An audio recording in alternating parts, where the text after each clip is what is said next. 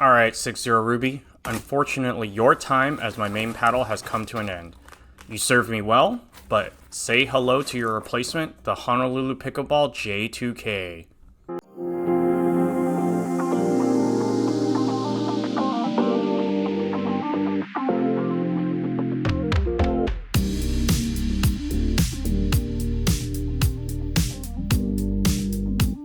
Hey all, it's DY Pickleball, and today I'm showcasing the Honolulu Pickleball J2K and explaining why I'm switching from the 6-0 Ruby.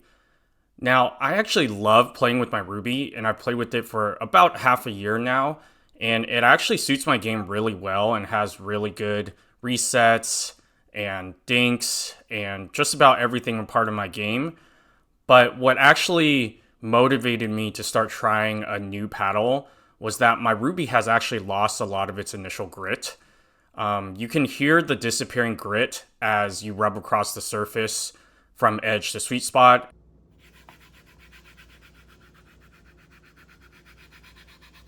And then compare this to my new J2K, you can hear a much more consistent sound as I rub across the surface, meaning the grit on the Ruby has degraded quite a bit.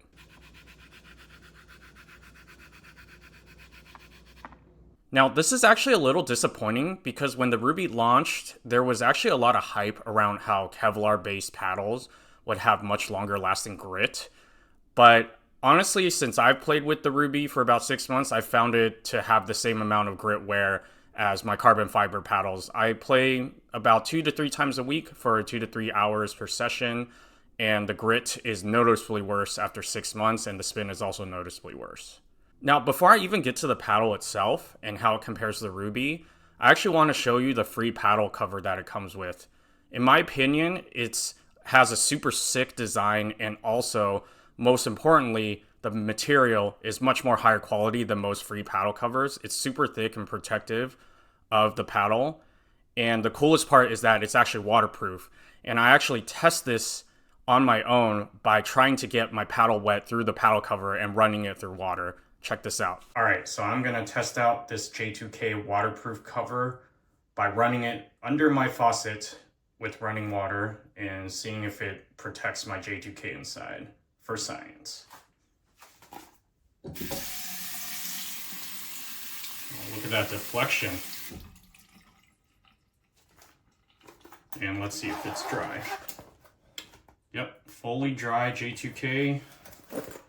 And it's fully dry on the inside as well of the paddle cover. So hopefully that earns me a like and a subscribe. Now let's take a look at the specs between the J2K and the Ruby. You'll notice that most specs are actually the same or extremely similar. This was actually important to me because I wanted the least amount of adjustment from being used to Ruby as possible. Now first, let's talk about the shapes. Both the J2K and the Ruby have a hybrid shape. I went with the J2K instead of the J7K, elongated version of the paddle, and the J3K, the standard shape version of this paddle, because I wanted to keep the sweet spot similar as possible. Now, you'll notice that the measurements aren't exactly the same, and the reason for that is actually that the J2K has a slightly larger taper at the throat. So if you look at it compared to the Ruby, there's a slightly larger flare at the throat than the Ruby. And what this means is that it's actually a little bit more difficult to hold the paddle with two hands because these two fingers kind of sit on that flared out throat.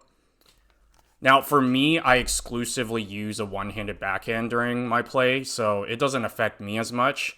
But if you use two-handed backhands at all, I would consider, testing out the paddle to see if it fits your hand well compared to the Ruby. I wouldn't say it's a huge difference.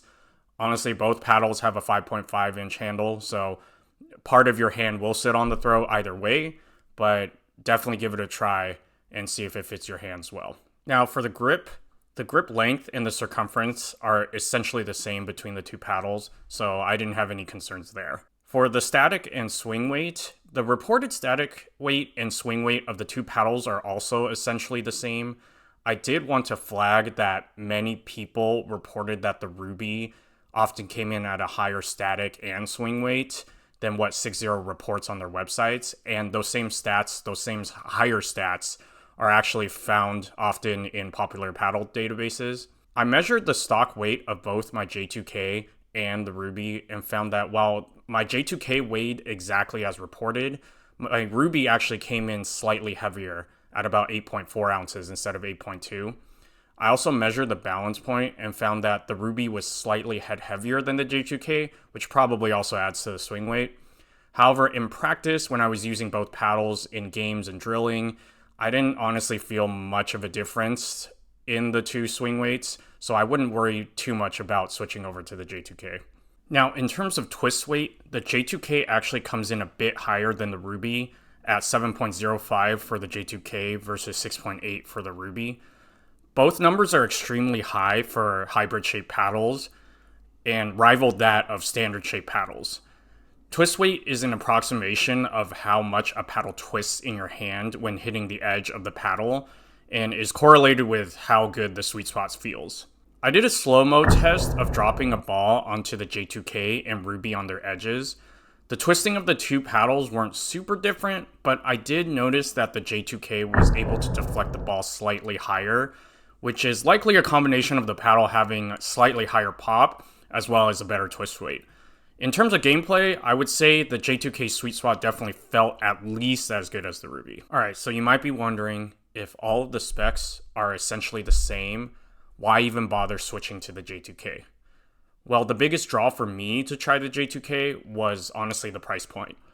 Over the past year, I've tried and researched many different companies, paddles, from large to small brands, and I've concluded that it actually doesn't take a lot of money to buy a high quality paddle.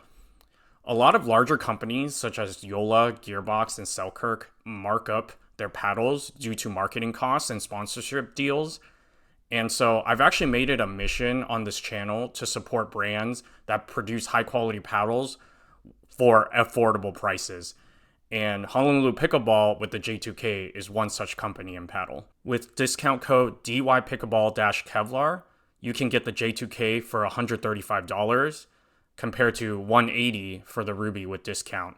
To me, that was enough of a difference in price to try the J2K instead, especially if the performance is on par or better than the Ruby, and the Ruby's durability when it comes to grit is the same as any other paddle.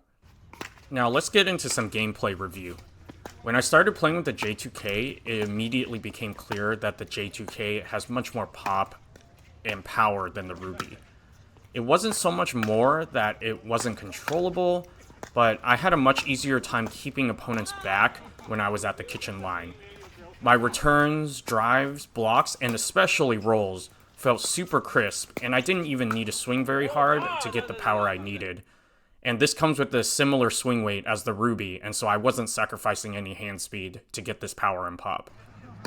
I also never felt behind when it came to hands battles, and often I was able to overpower my opponents simply from the pop off of the J2K.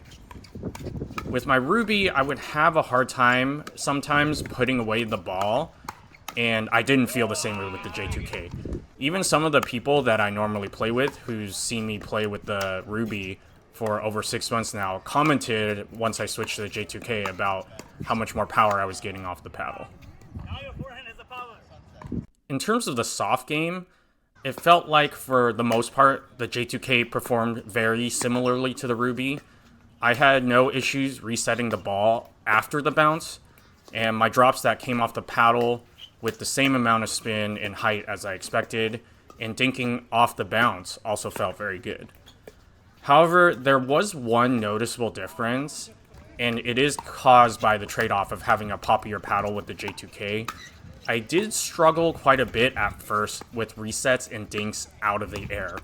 The increased pop on the J2K made me pop up balls out of the air more than I did with the Ruby, and it was immediately noticeable when I started trying the J2K. I didn't feel this issue with balls that bounced, or at least as much, because most of the impact was absorbed by the ground, and so more of the action was caused by my technique or my swing path rather than the pop off the paddle, and so I didn't experience much problems dropping or dinking or resetting after the ball had bounced. I was able to dial this in by putting in a bit of time drilling and just getting used to the J2K's pop and power, And after drilling for a couple hours, it totally improved my technique and the feel with the ball when I was resetting out of the air and dinking out of the air. And I was able to rein it in and get similar performance with the Ruby. So if you're thinking about switching from the Ruby to the J2K, it might take a little bit of an adjustment time for some of those soft game resets and dinks. So all in all, I'm switching to the J2K moving forward. If you're looking for a high performant paddle with much more power and pop than the Ruby, while not sacrificing hand speed and your soft game, get your J2K with discount code DY Pickleball Kevlar for $135. This is $20 off of the regular price. I'll leave a link in the description below. Thank you all for watching. If you'd like to support this channel and you found this content helpful, please don't forget to like and subscribe. Thanks all.